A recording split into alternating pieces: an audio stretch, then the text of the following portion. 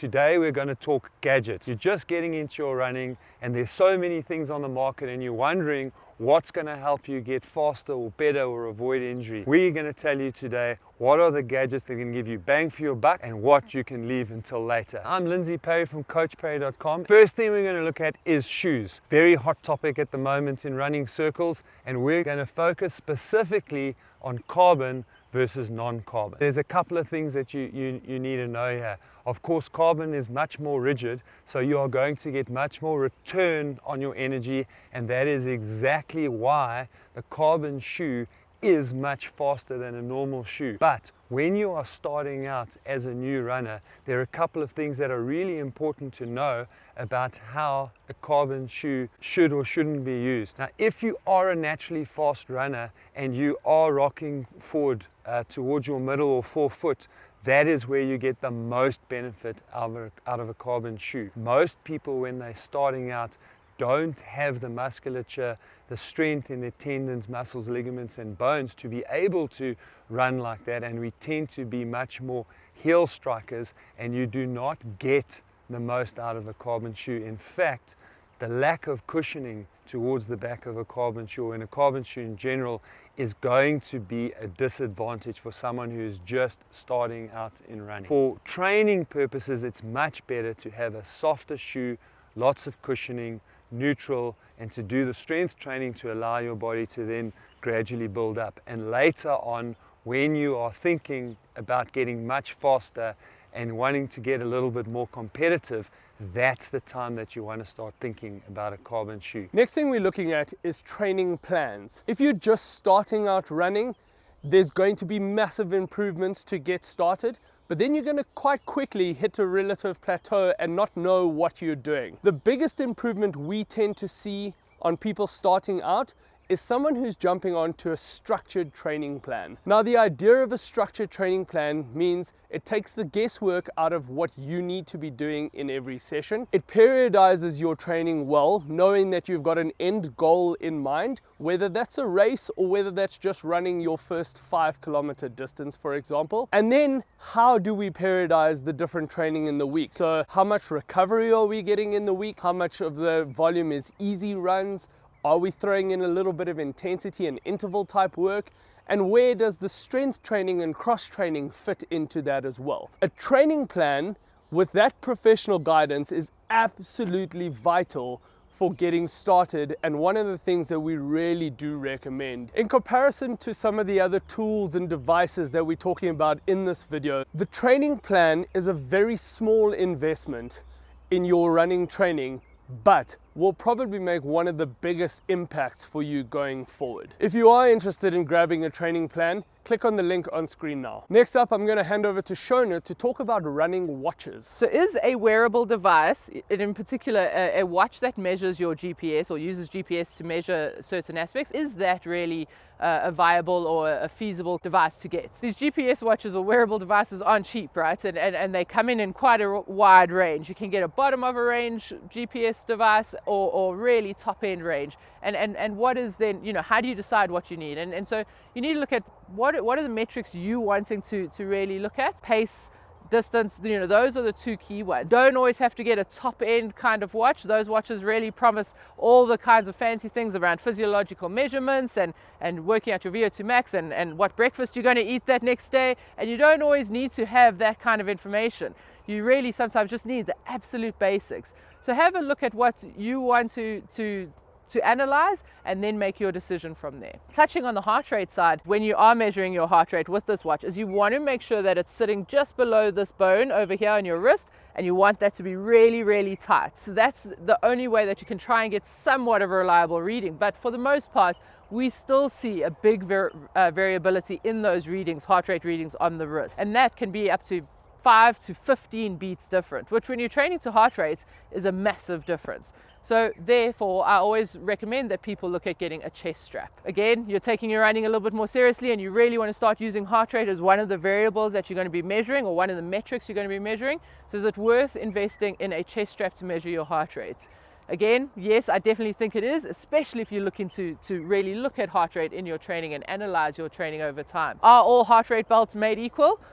Probably not. And so there is a little bit of a difference between, looking at a heart rate belt that is perhaps a bit more reviewed in the science. I know Garmin and Polar in particular are very well reviewed in the science, and therefore those would be my go-to kind of options if you are looking to invest in a heart rate belt. There are other ones on the market. The Wahoo one that's on the market can link with any kind of watch, which is really useful to have and does give some decent data. Again though, then just realize that there may be a little bit of variance in the data that you're receiving, and when you're analyzing your training, to then really look at that with a fine-tooth comb. Thanks, Shona. Now we're going to talk about a coach. Should you get a coach? In my opinion, that is one of the most valuable investments you can make into your running career. One of the things that an experienced coach has done, besides learning all the theory and putting it into practice, is literally learn from their own mistakes. Coaches have got a very good feel of how to start out,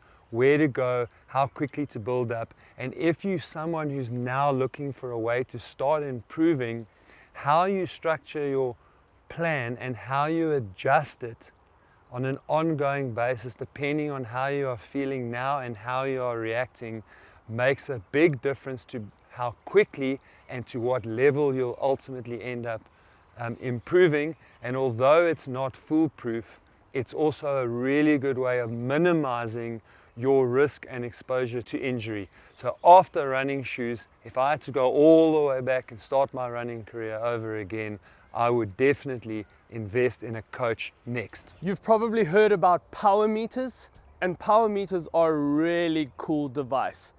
However, these are one of the devices that we recommend that is a good thing to have, but not an absolute necessity. Where we talk about running watches, where we're able to monitor your heart rate, we monitor your metrics such as distance and paces as you go. Power meters are really good for more instantaneous readings. So for an example, if you're doing a hill repeat session, you might be following heart rate.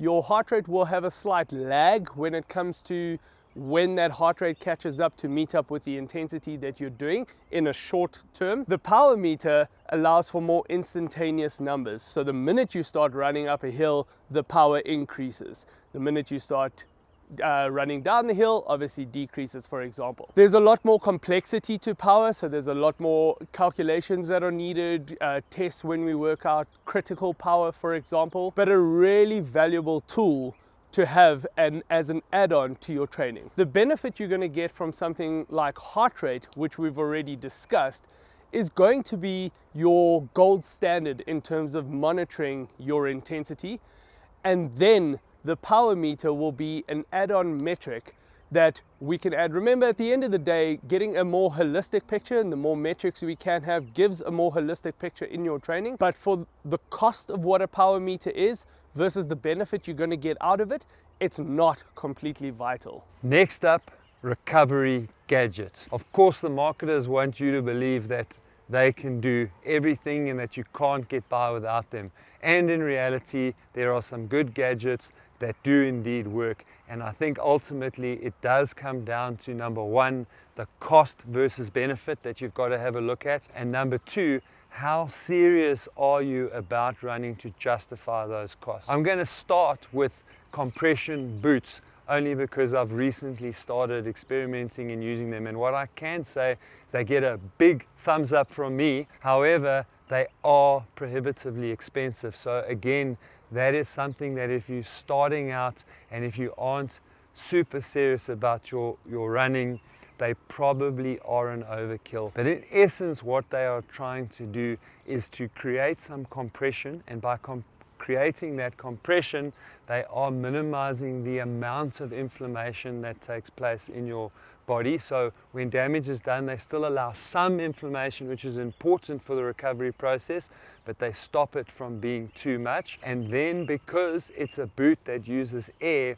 it can also move that compression around so that it aids in circulation. And by doing that, it's bringing all the good things to the site and taking away all the byproducts of the damage. So really is a good product. but very expensive. So I would say that's something for the much more serious athlete. For the less serious athlete starting out, simple compression gear, compression socks work really well too. I have used it and used it well over the years, but I will confess that after, for example, doing a hard long run, it can sometimes just be a little bit of a hack to unpack the socks, and if they are tight enough, difficult to get on. But very good product, something that I would probably look at investing in when I'm starting out because of the relatively low cost, and you can use that over and over again. Next up, massage guns or termed percussion guns. A really nice piece of equipment again, but like the compression boots, probably a little bit expensive just for the average person who isn't that serious in their running. What I like about the massage gun, besides the fact that it really does help to loosen up tight areas, works a lot better than stretching to do that, is it also helps you to identify problem areas and to be able to work on those problem areas or hot spots before they develop into an injury. So again, if you're starting to get into the moderately serious area and looking at really good ways to recover, then a percussion gun is probably a decent investment. They are expensive, but they last a fairly good length of time, and of course that means that you've got your own massage with you all the time. I want to wrap up by talking about saunas and ice baths. Saunas, besides being difficult to get to, so not everybody's got access to a sauna and an ice bath, so I'd say that probably a negative side to both of those. The great thing about saunas is that it stimulates growth hormone, and growth hormone is a fantastic hormone for recovery, and often one that we are compromised with because modern humans haven't got the greatest sleeping patterns and habits, and that stunts the production of growth hormone while we're sleeping. And so saunas are great if you've got access to them and you can get to them regularly. Ice baths, very commonly used, difficult to get to, and this is a clear area where it's obvious that some people respond much better to some recovery modalities than others. Personally, I cannot stand an ice bath. It's literally just too painful for me.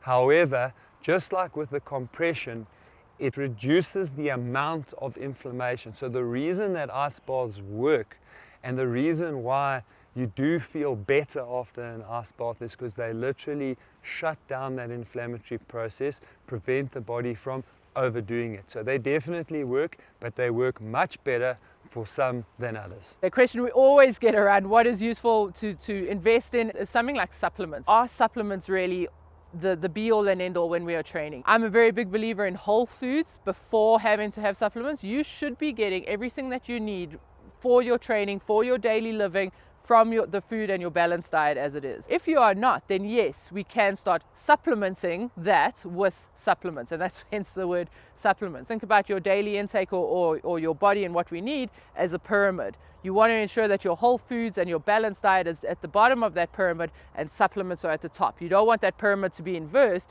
where you have supplements as your base and your core, your foundation, and everything else complementing it. It needs to be the other way around. So yes, supplements can be useful. In particular, one of the things I like to say is that when we are looking at post-running recovery, it's not always feasible to get that whole food in within 20 to 30 minutes, and from there, then that's great. Then yes, rather have some sort of supplement to take in within that 20 to 30 or 40 minute window after training, which is then very, very useful because you're getting that timing spot on. As females, very often the question comes in, oh, should I be taking an iron supplement or a calcium supplement? Ideally, I don't say you must just go out and do that because necessarily you're menstruating every month and you feel you're losing blood, so you have to take iron. Only go for taking an iron supplement if your doctor has prescribed that. We really, really advocate that you go and get a full blood count, and from there, if you're lacking something like iron or calcium, your doctor will prescribe that for you. Going out and just taking any kind of supplements, very often, whatever you take in, if your body doesn't need it, it's literally just going to land up in the toilet afterwards. So Shona's already discussed the basics of nutrition and how important it is to get the basics of nutrition right. I want to just touch on dietitians and sports nutritionists. We're not saying that at the beginning of your training that you need to be getting in touch with a dietitian. It's not absolutely crucial. We spoke about getting those basics right, and it's quite easy to do that first off. However, there are instances where we do recommend getting in touch with a dietitian. Instances such as struggling with weight management, if you are struggling with energy, so you might be, whether that's in your training or in your daily life, you're just feeling flat and you don't have that energy. You might have deficiencies, so mineral and nutrient deficiencies, so iron deficiencies, for example. This is where we would then recommend enlisting the professional help of a sports nutritionist who would work in conjunction with what you're doing, the kind of training that you are doing, and making sure that they're filling those gaps and helping you get the best out of your nutritional strategies for your training and racing going forward. Now that we've unpacked all the gadgets, I just want to remind everybody that the number one is to get the basics right. And the basics right means that we are getting the recovery and sleep and nutrition right. So you've got to look at the basics, do those properly, and then all these gadgets and everything else are what are going to help you a little bit more in your running. If you want to learn more about getting the basics right, click on the video on screen now. If you like this video, please hit like. Look forward to seeing you again soon.